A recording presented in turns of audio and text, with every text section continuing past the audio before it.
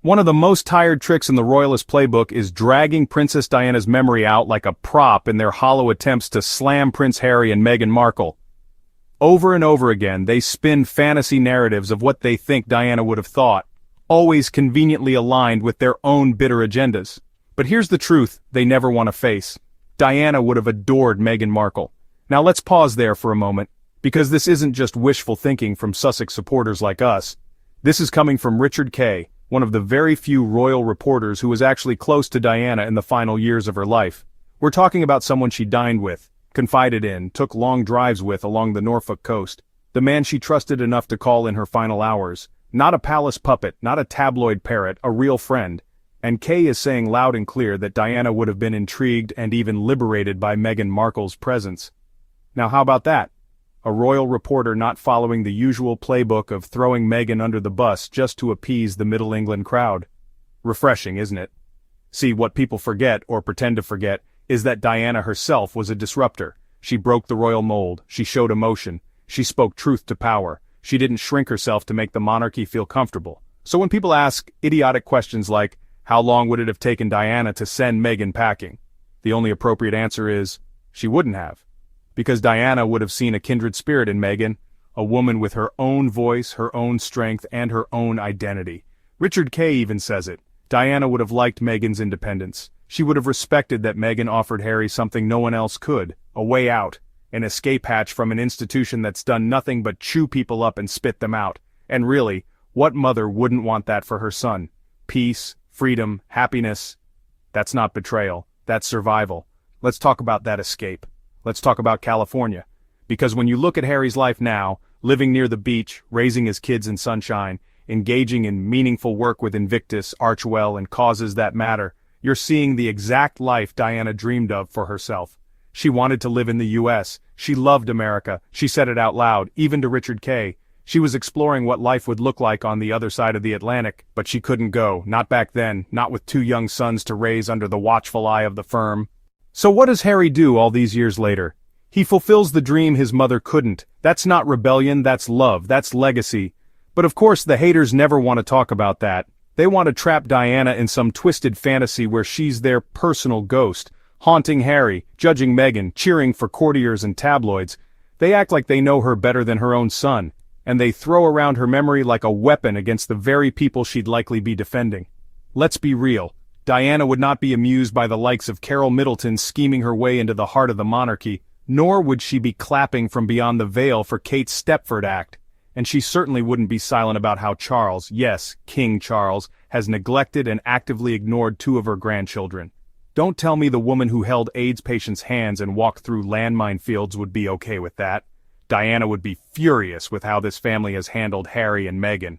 Not just the rift with William, which yes, she'd be heartbroken over, but with the press onslaught, the lack of support, the smearing of Meghan's name day in and day out. Richard Kay put it gently, of course, because he's a veteran royal journalist. But he made his stance clear. Diana would have welcomed Meghan. Diana would have admired Harry's decision to move to America. And she would have been devastated by the family rift, not because of Meghan, but because of a system that always puts protocol over people. And let's not pretend otherwise, that system is still at work.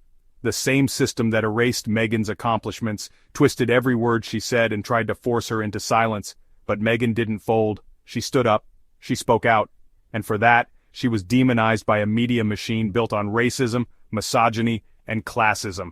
But let me say this loud and clear for everyone in the back. Diana would have recognized the strength it takes to survive that. She would have applauded Meghan, not condemned her. She would have pulled her close, not pushed her away. And I know some folks will still clutch their pearls and cry, "But William, what about William?" To that I say, Diana loved both of her sons deeply, but don't get it twisted.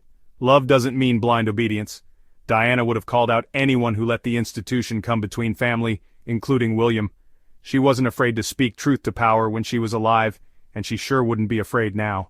So, the next time someone tries to tell you Diana would have hated Meghan, remind them, she would have seen herself in Meghan, a woman who refused to be broken, a woman who chose love, freedom, and peace of mind over palace walls.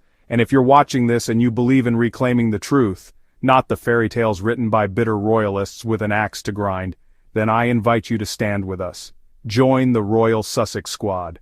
Subscribe, share this video, and let the truth echo louder than the lies. And if you'd like to support this channel and help us keep bringing you real talk that honors Diana's true legacy, hit that super thanks button below. K. Princess Diana would have found Meghan intriguing and slightly liberating. Most royal reporters and royalists twist Princess Diana's memory to suit their own narrow purposes, imagining how Diana would have responded to various royal scenarios in vacuum-sealed hypotheticals. The reality is, both Prince William and Prince Harry would be radically different people had Diana lived. Her life would have had a butterfly effect not only on her sons, but on the Windsors and Britain entirely. The royalists want to pluck certain situations out and emphatically declare that Diana would have thought this or that about Prince Harry's choice of wife and partner. They're missing out on the better hypothetical. How quickly would Diana have cut Carol Middleton down to size? But, I digress. I went into this latest commentary thinking it would be yet another Diana would have hated Meghan screed, but I was pleasantly surprised. Richard K. has maintained for some time now that he believes Diana would have been proud of Harry for moving to America and that Diana would not have hated Meghan. Some highlights. Richard K. claims he was good friends with Diana. Richard K., the editor-at-large for the Daily Mail, has reported on the royal family since the 1980s, becoming Diana's close friend in the last 5 or 6 years of her life. The pair would go for dinner, watch films at the cinema, and take scenic drives along the Norfolk coast where the late Princess of Wales grew up. Indeed, Richard and Diana were so close that he was the last person she called before her tragic death in the Pont de l'Alma tunnel in Paris. Kay was asked about what Diana would have thought about Meghan. Writing in the comments of the Daily Mail Royals YouTube channel, a viewer by the name of Debster asked, "About how long after meeting Meghan Markle would she, Diana, have sent her packing? I think 5 minutes tops." Taking off his glasses, Richard said he had to disagree with Debster. "None of us really know," he said. "But I think there is something about Meghan that Diana would have found not just intriguing but slightly liberating. I think she would have liked Meghan's independence and the fact that she was able to offer Harry an escape route, if you like, from royal duty." Kay goes on to say that Diana would have hated her son's estrangement, but Diana's close friend was also quick to point out just how disappointed she would have been by how things panned out between her sons. "I think she would have admired Harry's decision to settle in America," Richard clarified. She wouldn't have admired, however, the rift with William. "I think she would have been very disappointed by how things panned out, but I think initially she would have been very welcoming to Meghan. That's my view. Diana wanted to live in the U.S. She talked about it right at the very end of her life to me, about settling for a time in the U.S., he said. She loved the U.S. I think that if she could, she would have moved there and lived there." But what was holding Diana back? Richard believes it was her commitment to William and Harry, who were 15 and 12 respectively at the time of her death. She couldn't just abandon them. They were young boys. I don't think she had quite worked out how she could live in New York or California, for example, and maintain that close contact that she needed to have with William and Harry. As they got older, that might have changed and I could see her living there. It's always struck me that Harry is basically living the life his mother envisioned for her future, living by the beach in California, working in or adjacent to Hollywood, the celebrity world, and basically being a mostly private person with some high-profile charity work.